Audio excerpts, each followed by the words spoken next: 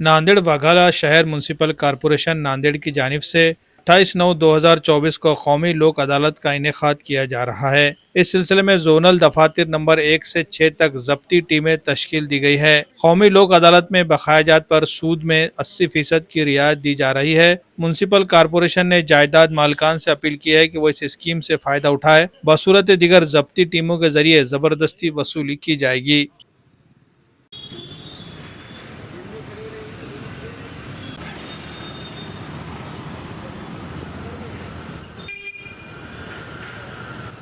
नांदेड़ महानगर पालिका और माननीय न्यायालय इन दोनों की तरफ से तारीख 28 तारीख को महानगर पालिका के मुख्य इमारत में लोक अदालत का आयोजन किया गया है। इस लोक अदालत में जो मालमत्ता कर पेंडिंग है, जो थकित मालमत्ता कर है, उसके ऊपर जो शास्ति लगी है उस पर 80% छूट दी जा रही है।